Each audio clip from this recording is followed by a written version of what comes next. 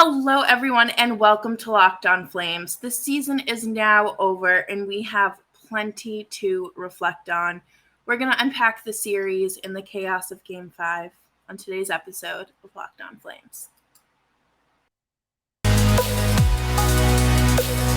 You're Locked On Flames, your daily podcast on the Calgary Flames. Part of the Locked On Podcast Network, your team every day.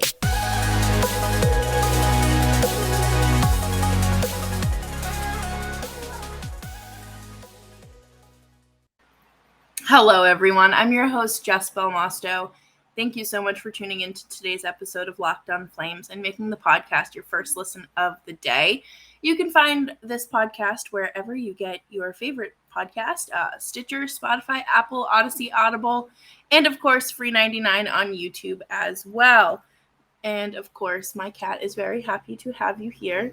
You say, all the extra downloads, get me extra cat toys. And now he's beating me up. So, I'm not even going to ask how we're doing today because I think we're all kind of on the same page here. It's a little hard to be positive and upbeat after series obviously getting eliminated and being eliminated by your biggest rival. Today, outside, it's dark and gloomy, and I feel like that is a perfect way to kind of sum up my mood, and I'm sure everyone else's in Calgary and really anybody who jumped on the Flames bandwagon. But this just does not feel right. I understand that we kind of had high expectations for this team, but it just doesn't feel right to go out in 5. I thought they'd force 6. I really did. I would have been more okay with them losing in 6 than I am 5. Because that means you're not dropping 4 straight. And I don't think that they dropped 4 straight. I think they dropped 3 straight. And then the situation room panicked and said, oh, that goal's overturned. And I understand. No, I don't understand their reasoning. Like, I can't even, say, oh, yeah, I get it. Okay. No, I don't, because it's just, I think it was Cody Ceci was, coming up behind him, it's not like one leg went in, Blake Coleman only had one leg go in the net. He literally, both legs, kind of tripped, and the puck was going in anyways, and it should have been a regulation win. It really should have, and I am so frustrated, and so everyone was, except Oilers fans. I don't know how you can sit there and call that a distinct kicking motion, but hopefully they're teaching that next one at a soccer clinic. But I do think everyone kind of knew that once that goal was overturned, that was kind of the game, that it was going to end up going to overtime. And, well, the Flames don't have Connor McDavid on their team. So and it's very difficult for me to sit down and articulate how I feel because, personally, my emotions are still really high. I understand, I'm not a lifelong Flames fan, but this team meant a lot to me. And we're not eulogizing the team today. We're talking about the series. Save the eulogy for another day. But ultimately, that goal or disallowed goal cost them the series, cost them at least another attempt to win at home. And I guess the rumor, the grapevine that we're hearing through is the situation room panicked because it wasn't it wasn't waved off on the ice in Calgary immediately, which it supposedly should have been according to their rules. So they panicked and said, okay, we're doing it. We're overturning it.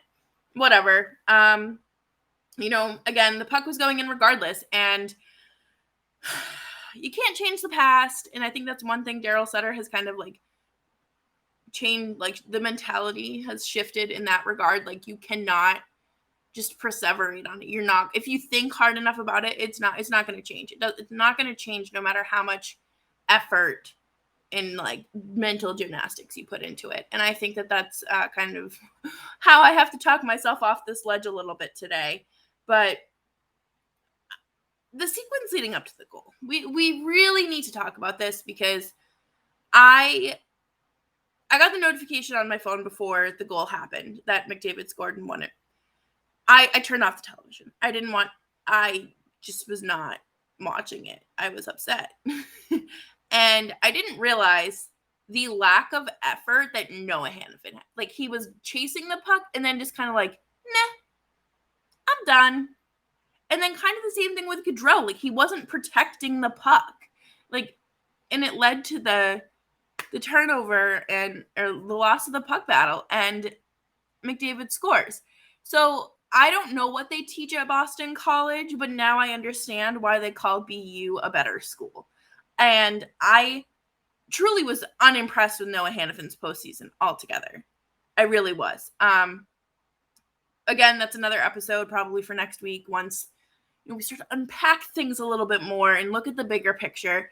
But I was not impressed. I expect more from Noah Hanifin, who's a veteran, and I certainly expect more from Johnny Gaudreau, who has stepped up his defensive game.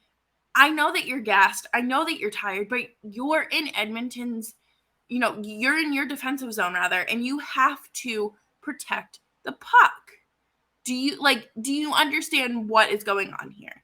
Do you understand like the consequences of your actions? But I'm just going to leave it at that, because if I get too negative, this is going to be a 2-hour show and we don't want that. But coming up next, I do want to kind of shift the mentality again. We're going to talk about Darryl Sutter's quotes and the unbelievable injury that Chris Tanev was playing through, and I don't understand why he was allowed to play. But before that, let's talk about Athletic Greens. Our next partner has a product that I enjoy starting my day with. I enjoy not having to take a fistful of supplements, and AG1 is a delicious 1 scoop of 75 high quality vitamins, minerals, whole food source superfoods, and of course adaptogens and probiotics. The AG1 supplement it's lifestyle friendly, whether you're keto, paleo, vegan, dairy free, or gluten free. Contains less than 1 gram of sugar. And AG1 is a small micro habit with big benefits that you can start your day with every day. Head on over to athleticgreens.com today to reclaim your health and arm your immune system with convenient daily nutrition. It's 1 scoop in a cup of water every day. That's it. To make it easy, Athletic Greens is going to give you a free 1-year supply of immune-supporting vitamin D and 5 free travel packs with your first purchase. All you have to do is visit athleticgreens.com/NHL Network. Again, that's athleticgreens.com/NHL Network to take ownership over your health and pick up ultimate daily nutritional insurance. Thank you all so much for tuning in to Locked On Flames. I have a whole special dedication episode planned. Really didn't want to do it on a Friday and get emotional. I want to save that for a Monday because I feel like it's more of a Monday mood. But I am incredibly grateful for all of your listens this season. You have grown this show more than I ever imagined. And, our little Locked On Flames family is growing, and I love you all. You're really great, and just thank you. That's all I can say. Darryl Sutter is typically a man of few words. Not like Bill Belichick, where it's like, okay, we're on to the next one. We're on to blah. That sucked. We could have done better. But he is very concise when he's talking about his team. And last night, when asked about, what do you tell your team after a game like that? He said, keep your chin up, your chest out, and walk out proud. They did a hell of a lot more than anyone said they'd do. And that is absolutely correct. And that is really what I want everyone to remember. This team exceeded expectations. They blew them out of the water. And I said it when we started the postseason. Them making it out of the first round was them overachieving even more. And that would be a success. Took 7 games and some extra hockey, but that was a success. And, we're going to talk more about it later in the show, but you're not going to get lucky the first time your window's open like this. It's wide open. And I think Darryl Sutter has just been a great addition to this team and has really helped shift the mindset.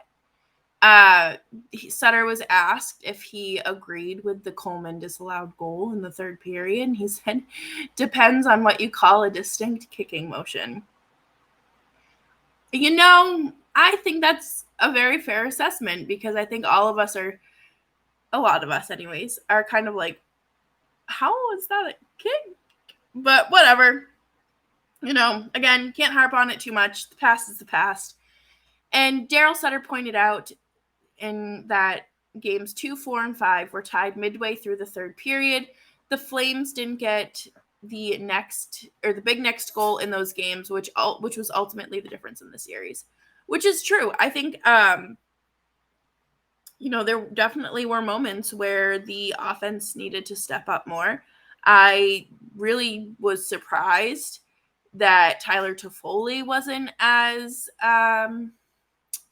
productive. Him skating, I don't know if he's just a really bad skater, or he's laboring on something, or something's hindering his ability, but I did not like what I saw out there. Not as bad as Noah Hannafin, but there were certainly plenty of issues there.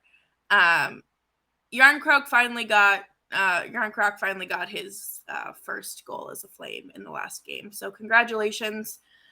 Your tenure is still not going to be fondly remembered. I'm sorry.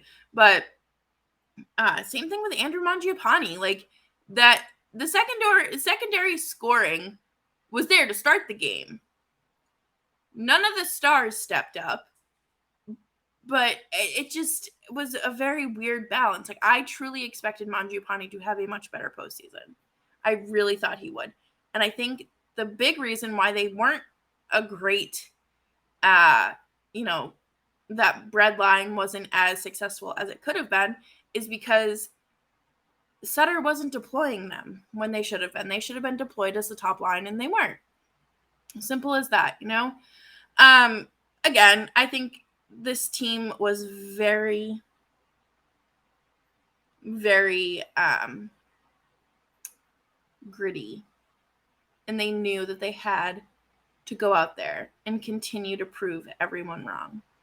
And I understand that, people are like, how are you the underdog if you get picked by 7 out of 8 GMs pick you to win in an athletic article? Because you still don't have everything that this team, your opponent has. You didn't have the speed. You didn't have a fully healthy defense. The secondary scoring wasn't there. I just have a lot to say about this series as a whole. And again, we're just going to kind of dissect the game today and then move to a wider picture. But I'm not disappointed in the Flames. I'm disappointed at the outcome. Yes. Any hockey fan is when, your team gets eliminated. But at the end of the day, the Oilers just played better. They were, I don't want to say they were out-coached, but they pretty much were out-coached. I can't lie. But on another issue of what the heck-isms going on in this series, it was revealed last night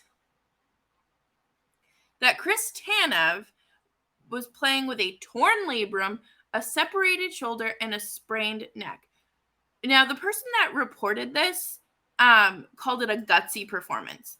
No, That's not a gutsy performance. That is absolute negligence by your medical staff. Number one, Chris Tanev should not have been out on the ice. I don't care. I truly do not care. And the fact that he was playing through all of that and was your best defenseman is concerning. We kind of figured out the forward issue as much as we possibly could this year, and took steps to elevate that. But I think this offseason they're really going to have to take a look at their defense. Chris Tanev should not have been allowed to go out there on the ice and play with those severe injuries. Those are not injuries that should be taken lightly. Those are not injuries that should just be glossed over. When players play through injuries, we've talked about this numerous times on the show. I can understand playing through, I don't know, a torn, not even a torn muscle, but, a pulled muscle, and, you really want to go out there. And you can lie and say that you feel fine. With the severity of those injuries, there is no doubt in my mind that you are literally having to, be drugged up in order to, do anything. Imagine going about your job with all of that happening and, your doctor clearing you. That would not happen. What is the point of team doctors? Because they seem really freaking incompetent regardless of what organization they're part of. And these are the same doctors that allowed Sean Monahan to play on that busted hip for the entire season last year. So maybe we start looking at them and look at how seriously they take their licensing, because that's neglect. That is negligence to allow a player to go out there and put their well-being and safety on the line like that in the severity of those injuries is unacceptable. I don't care. You can call it you're just pretending to be woke. You're just so woke. You don't want guys being gritty. No, I don't want guys being 35 years old and not being able to get down on the floor and play with their freaking pugs. I want them to have a quality of life during and after the game. And I'm not looking forward to hearing about what comes out next, because I know that he's not the only one that was playing through an injury or a severe injury even. So I'm interested to hear when the exit meetings are. I think that they'll probably be Monday or Tuesday, but we'll see.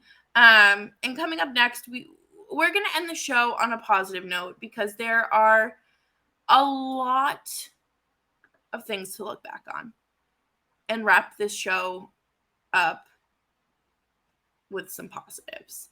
Because, this has just been really negative, talking about the injuries, talking about how Sutter was outcoached, the lack of secondary scoring, not getting Mike Smith, and Jacob Markstrom not playing the best of his ability. We need to talk about those standout moments that really made sure that the Flames were able to get here and to keep pushing. But first, I want to talk about BetOnline. BetOnline is a sports betting website. Obviously, please bet responsibly. The gambling addiction hotline is available to you on the website as well. But BetOnline is your number one source for all of your sports betting needs and sports info. Find out the latest odds, news, and sports developments, including this year's basketball playoffs and Major League Baseball scores. BetOnline is your continued source for all of your sports wagering information, from live betting to playoffs, esports, and more. Head to the website today or use your mobile device to learn more about the trends and actions. BetOnline, where the game starts. Again, I know I've said it before in this episode, but I truly am grateful for your listening, your reviews, your ratings, your feedback. If you were a guest and you're tuning into this episode, thank you so much for coming on. Thank you for recommending guests. I know we were supposed to have Blake Coleman this season. That kind of fell through the cracks, unfortunately. But I am absolutely hopeful that we will get some more guests. Hopefully Blake will join us either this off season or at the start of training camp. But I really want to talk about the positives. I want to end this show with a look back at just some of these high points in this season. There's so much to look forward to. This isn't the end of an era. Of course, free agency is a thing, and you have to think about Gaudreau and Tkachuk. But right now, we need to look back as to what led us to what led the team to make it to the playoffs. I think that just a coach who believed in them and refused to settle for mediocrity, a coach who pushed them and had a set system that allowed these players to flourish, someone who wasn't concerned about keeping Gaudreau and Monahan together. Sutter challenged Johnny and put him on that top line where he belonged. That top line had everyone was a 40-goal scorer. You had 2 100-point scorers in Gaudreau and Tkachuk. They exceeded expectations of everyone. They won the Pacific. Going into this, everyone was like, okay, yeah, Vegas is going to win the Pacific Division, and then it'll probably be like Edmonton and then the Flames or whatever it may be.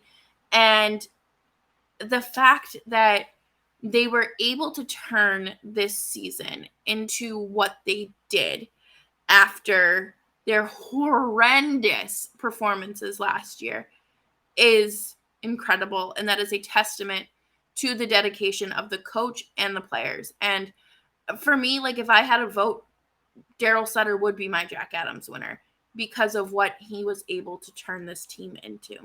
And I understand, yes, it's a regular season award, but look at the success that they had in the regular season. The fact that they were able to land Tyler Toffoli is huge. I think that is, I think back to how exciting that was and how excited everyone was that, they were bringing in someone with true playoff experience and another Stanley Cup winner. And same thing with Blake Coleman signing here in free agency. It just brings a lot more to the team than just the tangibles. There's a lot more that comes with guys like that.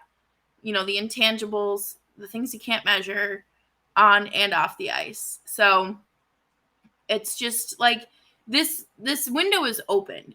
It's wide open. I don't want people thinking, okay, it was just a one and done run. No, teams stumble and fall a few times before reaching success.